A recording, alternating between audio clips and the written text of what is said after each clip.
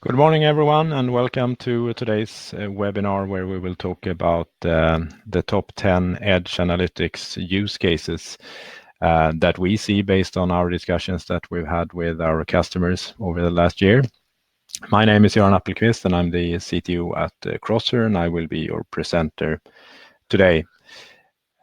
Before we get started, some practical things. So in your tool, on the right-hand side, you have a panel where we have a chat where you can enter questions throughout the presentation, and we will try to answer them as we go. And if we don't have enough time, we will catch up at the end of the presentation and try to answer all your questions there. The slides that I will present should also be available as a handout to download, so you can have them locally if you have a poor connection.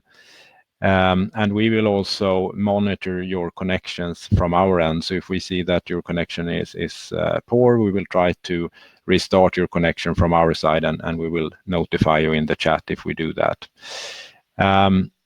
We will also do a little poll as part of this presentation. So somewhere in the middle, there will be 2 questions presented, and we hope that you want to share with us your view on the top use cases, and then we will collect this information and deliver it back to you so you can see the combined entries and what is the most relevant use cases for this group that we have here today. So that will pop up during the presentation somewhere in the middle and towards the end.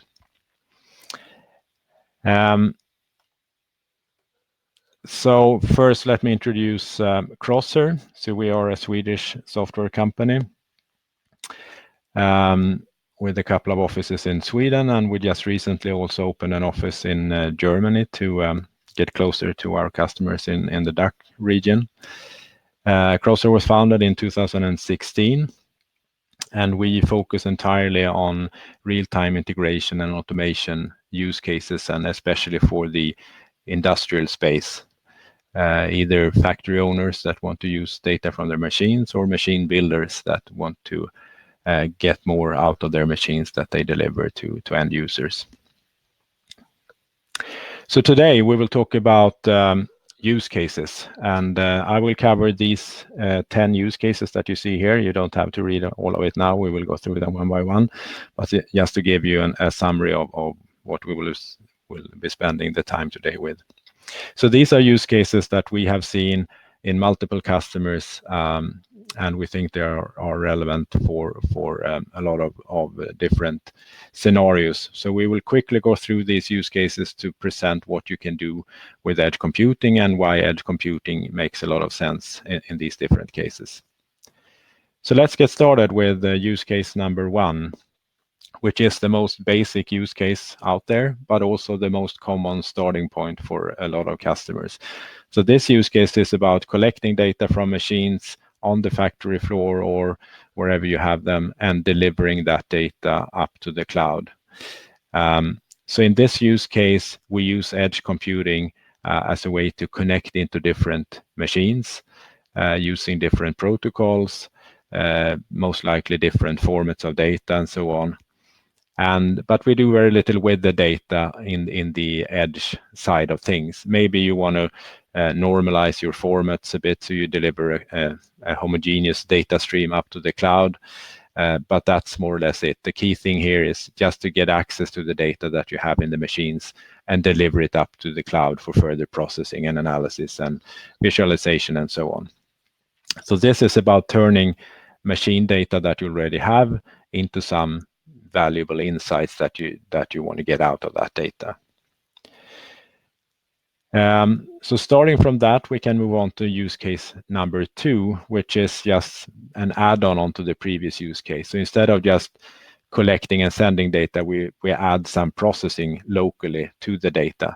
And the reason for doing that is primarily to reduce the cost of your cloud processing.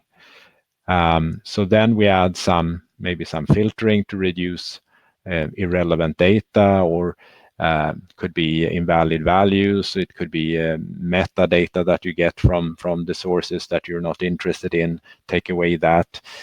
Could be that you want to aggregate data. Typically, you do aggregation over time. Maybe you get data from the machines at a much higher rate than you're actually needing in the cloud. So then we can aggregate data already in the edge close to the source in order to reduce the amount of data that you send to the cloud. And by doing that, you can reduce the cost of your cloud services that are typically charged based on data volume. But you can also use edge computing to move some of the processing that you typically do in the cloud, or some of the interfaces that you have in the cloud. And by doing that, bypassing some of the cloud services. So instead of just sending your data up to the cloud and use the typical IoT entry services that you have in the cloud, you can use an edge computing solution to send data directly to your final service that you want to use in the cloud, whether that is a storage system or a database or a visualization system.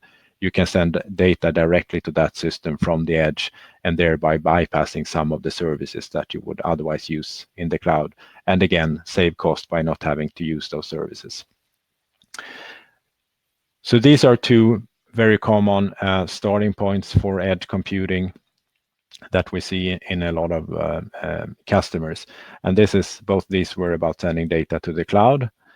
So then let's look at a pure on-premise use case where there is no cloud at all, which of course is a use case that fits very well with edge computing. So in this case, it's about getting machine data and then use it locally. Could be that you want to send data into your ERP system, or just store it in a local database because you're not allowed to send data to the cloud. You have to keep it locally. So you want to extract data from a machine and send it to a local database.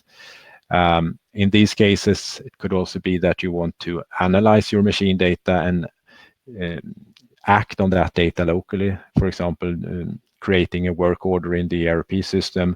And in those cases, you might have to expand your machine data or extend your machine data by adding some metadata that you get from the side, like in this example here, where we have an XML template that you start with, and then you fill in some values from the machine data, and then you deliver that into the ERP system to trigger a work order, for example. So with these kind of local use cases, you can use edge computing to get access to your machine data wherever that is needed on premise in different systems that you have on site, and there is no cloud involved at all. All the processing happens locally, close to the sources of the data. Use case number 4 is again a cloud-based use case, but here we're talking about distributed assets. Could be mobile assets, or it could be machines that you have distributed. For example, if you're a machine builder and you want to monitor your machines that you have sold to your customers, this would be the use case for that. So here we do the collection and processing of data on the machine itself. And then we could deliver it up to the cloud, so you get the combined picture of all your assets that you have in the field. And this could be a pure collect and deliver use case, but you can also combine this with local processing, both to reduce the amount of data, especially if you have mobile assets. Connectivity or bandwidth could be an issue, so you want to reduce the amount of data as much as possible before you deliver it. Could also be that you have unreliable connection, again, typically on mobile assets. So you need to be able to buffer data locally so that you can handle intermittent connections without losing data. So then you buffer data locally and then deliver it when you have connectivity. But you can also do more advanced processing, like anomaly detection on the machine itself, both to reduce the data even further and just send the detection results. Then you can use really low bandwidth connections like text services or something. But it could also be used as a way to create local actions. Maybe you want to inform the user of the machine that there is an anomaly and they need to do something. So there could be a combination of cloud connectivity and local actions with these use cases.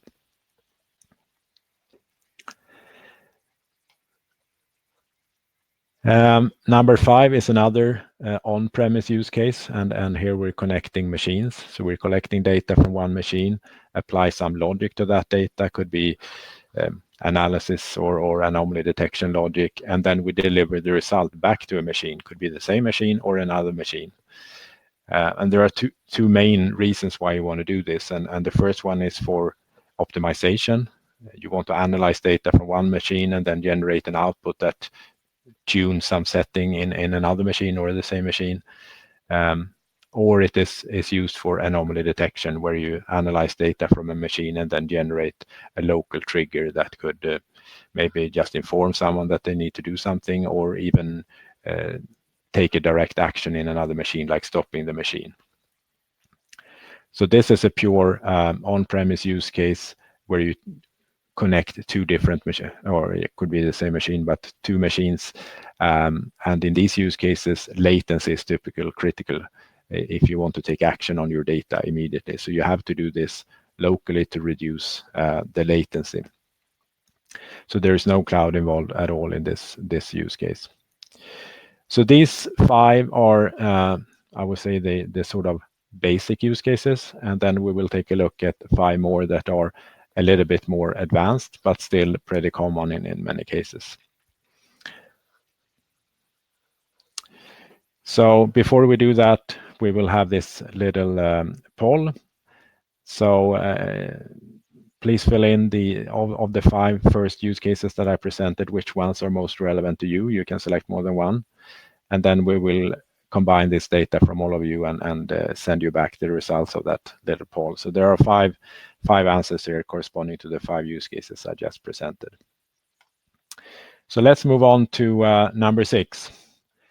And this is more about the use case itself is when you want to apply more advanced logic in the edge, and that could be machine learning, that you want to run a machine learning model that you have trained somewhere and apply that on live data from your machines. Or it could be that you want to execute some advanced algorithm that you have developed, again, on the edge on live machine data. And then the challenge is how to manage that. So in order to do that, you first of all need a platform that can execute this logic in the edge, whether it's a machine learning model or your own algorithm that you want to apply. So when we're talking machine learning today, in most cases, you need to be able to run the same machine learning framework that you use for training, also in the edge when you execute the model. So you need to have an environment where that is available. But it's also a management issue. If you have a lot of these edge nodes in operation and you need to distribute these machine learning models or algorithms that you have, it can quickly become an issue to manage the distribution of these assets. So you need a way to easily update and distribute these resources to your edge nodes. So for this to be effective, you need a simple way of managing this kind of setup. But this is becoming more and more common these days, that you apply machine learning already at the edge close to the machines, because there are a lot of benefits with that. You can analyze a lot more data, get results much faster, instead of having to send everything to the cloud. Next one is vision-based. There are actually 2 use cases here that are using images as inputs from either still images or video streams. And there are a number of reasons why you want to do that. And this first use case is about quality inspection, which is one of the common use cases for vision-based processing. So here you use cameras to inspect the products that you produce, and then you apply some algorithm to analyze those pictures. Could be machine learning models, or it could be some algorithm that you have developed. And then you use that result, typically locally. Either you generate a trigger to automatically sort out defective products that you have produced, or you inform someone that there is some changes that needs to be done to the setup to improve the quality of your products. And the advantage here of using edge computing is, of course, that you take care of a lot of data locally. Cameras produce a lot of data, and by using edge computing, you can handle that high bandwidth data stream locally and don't have to expose it throughout your infrastructure. The next vision-based use case is about fencing. So here you add cameras to monitor an area and then detect if maybe someone enters that area that shouldn't be there. And then you want to trigger some action, maybe just inform someone, flashing some lights or stopping a machine if it's a dangerous situation that you detect.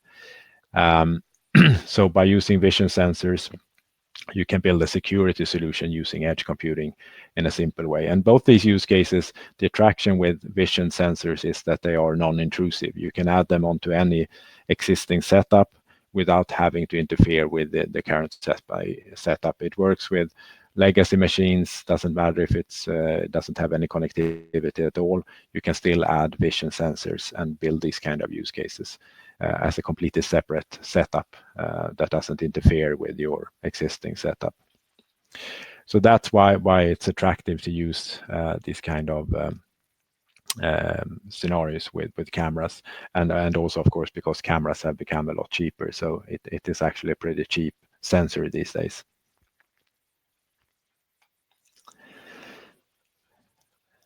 Next one is maybe not an obvious use case, but still something that we see in a lot of, we see this problem in a lot of places. You're a factory owner that have a lot of different machines, and then you have external parties or partners that are interested in that data. It could be that your machine builders or your machine providers want to get access to data from their machines so that they can offer better services to you. Or it could be that you want to use some external partner to develop a machine learning model for your use case, so they need access to data as well. But you don't want to give them access to all the data that you have on the factory floor. So by using edge computing, you can build like a demarcation point where you can create different subsets of data and then give your external parties access to just one of those subsets in a secure way. So you always know who gets access to what data. So that's maybe a bit more special use case, but still a problem that we see in a lot of places and that can be solved with edge computing.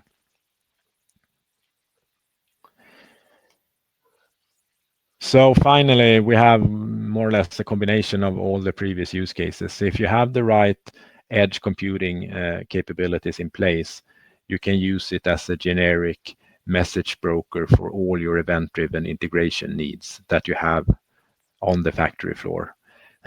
So whether it's machine data or other systems that you want to connect, you can still use edge computing as a way of connecting these different systems together. So it doesn't have to be machine data that is your input, even though that has been the most common as we've seen in these use cases.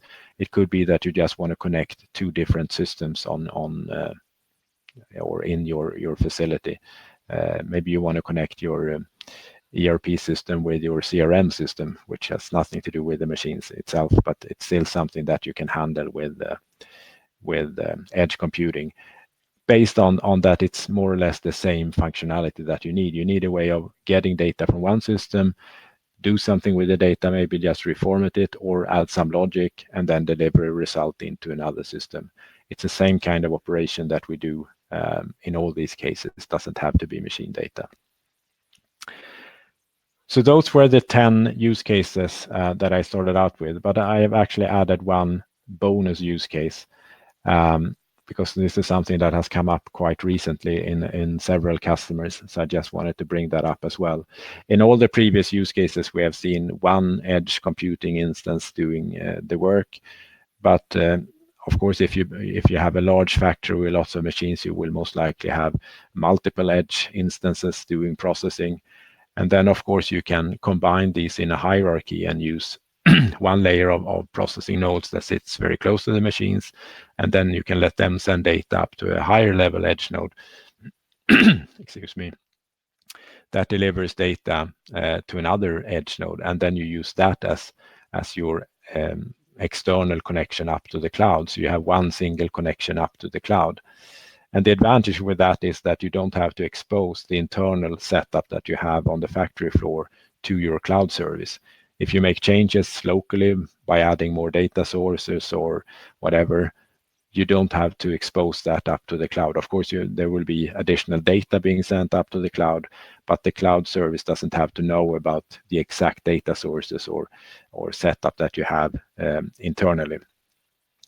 Also, if you have combined delivery to the cloud with local use cases, you don't have to expose those local use cases up to the cloud service. And if you have maybe you have special data sources or machines that are just used for local on-premise use cases, they don't need to be shown at all in the cloud service. And in many cases, that is an advantage, because otherwise the cloud service will require you to register every single instance that you have on-premise, also in the cloud service. So whenever you make changes locally, that have to be exposed all the way up to the cloud service. So in this way, you can simplify your cloud setup and get a more clear separation between your on-premise setup and your cloud processing that you want to do. So those were the use cases that we see when we talk to customers. Hopefully they correspond to your use cases as well. So to finish up, I would just like to present how Crosser can help you implement these use cases. But before we get on to that, there is the final question covering these last 6 use cases. So if you take a second to fill in what is most interesting to you or relevant, then we can use that data to get some statistics on the use cases to see if we got it right with these 11 use cases that it actually turned out to be. So please take a second to answer that poll question, and then we will move on to the Crosser solution. Not surprisingly, we have a solution that fits very well with these use cases. And our main reasons for existing is that we want to try as far as possible to simplify what you need to do to implement these different use cases. And these are the 3 main areas where we have tried to address that, starting with what we call self-service simplicity, which means that we want to enable, maybe not everyone, but at least a lot more people to be able to implement these kind of use cases. You shouldn't have to be a software developer to set up edge computing and build the kind of use cases that we have seen today. So we have this kind of drag and drop interface where you can build different types of processing that you want to run by combining pre-built modules that we provide. So that is your starting point and can be used to address a lot of these use cases that we have seen. But we also know that we will never be able to address every possible use case with these pre-built modules.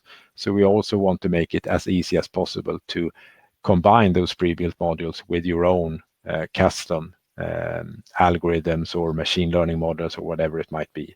So we have tried to make it really easy to extend the pre-built functionality with your own solutions that you can plug in together with the pre-built modules. And that also ties into the final thing, which is the scalability thing.